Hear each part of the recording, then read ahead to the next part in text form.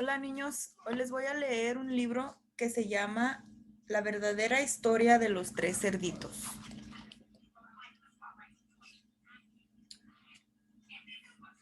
Según se la contaron a John Sieska, ilustrada por Lane Smith.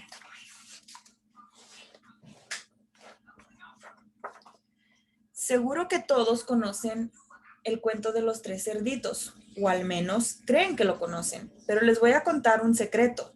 Nadie conoce la verdadera historia porque nadie ha escuchado mi versión del cuento. Yo soy el lobo Silvestre B. Lobo. Pueden llamarme Sil. No sé cómo empezó todo este asunto del lobo feroz, pero es todo un invento.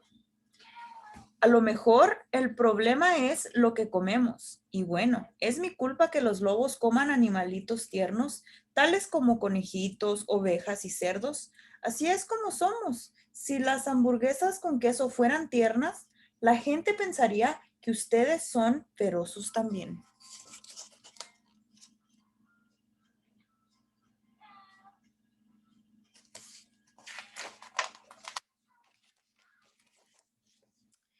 Pero como les decía, todo este asunto del lobo feroz es un invento. La verdadera historia es la de un estornudo y una taza de azúcar. A, estornudo, más B, azúcar.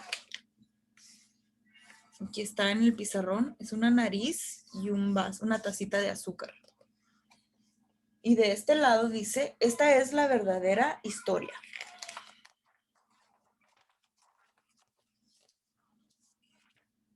Hace mucho tiempo, en el tiempo de había una vez, yo estaba preparando una torta de cumpleaños para mi querida abuelita.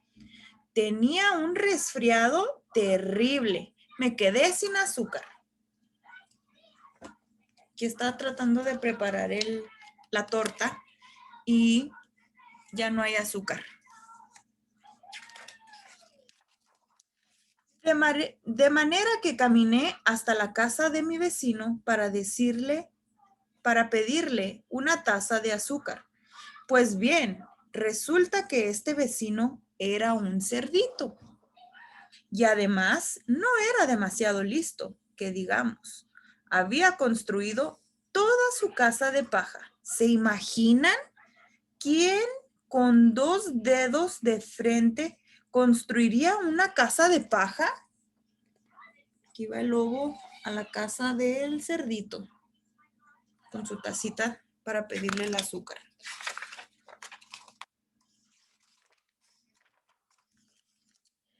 Desde luego, tan pronto como toqué a la puerta, se derrumbó. Yo no quería meterme en la casa de alguien así como así, por eso llamé. Cerdito, cerdito, ¿estás en casa? Nadie respondió. Estaba a punto de regresar a mi casa sin la taza de azúcar para la torta de cumpleaños de mi querida abuelita. Entonces me empezó a picar la nariz, sentí que iba a estornudar, soplé y resoplé. Aquí está asomándose a la casa y aquí está donde comenzó a estornudar, a soplar. Y lancé un tremendo estornudo.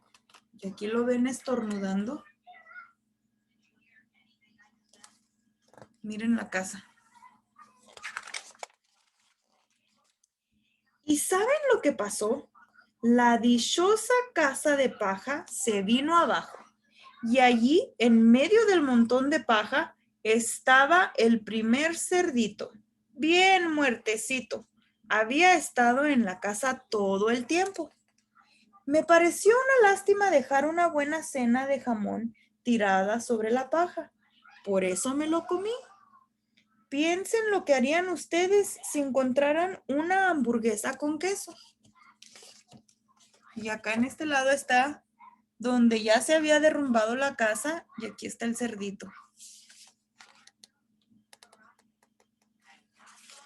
Y aquí el muy pensativo, ¿qué harían si encontraran una hamburguesa con queso? Me sentí un poco mejor, pero todavía me faltaba mi taza de azúcar, de manera que me dirigí a la casa del siguiente vecino. Este vecino era el hermano del primer cerdito. Era un poco más inteligente, pero no mucho. Había construido su casa con palos de madera. Toqué el timbre en la casa de madera. Nadie contestó. Llamé, señor cerdo, ¿está usted ahí? Me contestó a los gritos. Vete, lobo, no puedes entrar. Me estoy afeitando el hocico. Aquí está la casa del segundo. Y aquí está donde se está afeitando el cerdito. Apenas había puesto mi mano en el picaporte de la puerta cuando sentí que venía otro estornudo. Soplé y resoplé y traté de taparme la boca, pero lancé un tremendo estornudo. Y no lo van a creer, pero la casa de este individuo también se vino abajo como la de su hermano. Cuando el polvo se disipó, allí estaba el segundo cerdito, bien muertecito, palabra de lobo. Aquí está donde estornudó y volaron todos los pedazos de madera. Y aquí el segundo cerdito. No necesito recordarles que la comida se echa a perder si se la deja al aire libre. Por eso hice lo único que podía hacerse. Cené otra vez. ¿Acaso ustedes no se hubieran comido otra hamburguesa con queso? Me empecé a sentir horriblemente lleno, pero estaba mejor del resfriado. Y todavía no había conseguido esa taza de azúcar para la torta de cumpleaños de mi querida abuelita. De manera que me dirigí a la siguiente casa. Resultó ser el hermano del primer y del segundo cerdito. Debe haber sido el genio de la familia. Había construido su casa de ladrillos. Toqué en la casa de ladrillos. Nadie me contestó. Llamé, señor cerdo, ¿está usted ahí?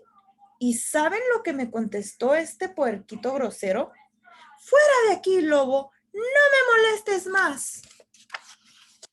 De este lado, el lobo, miren la barriga que ya trae. Y de este lado, la casa del tercer cerdito de bloques.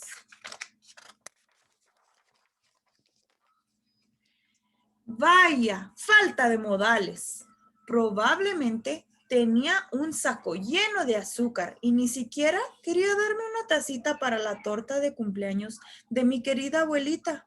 ¡Qué cerdo! Estaba a punto de regresar a casa y quizás hacer una tarjeta de cumpleaños en vez de una torta, cuando sentí nuevamente mi resfriado. Soplé y resoplé y estornudé una vez más. Entonces el tercer cerdito gritó, ¿y qué tu querida abuela se siente en un alfiler?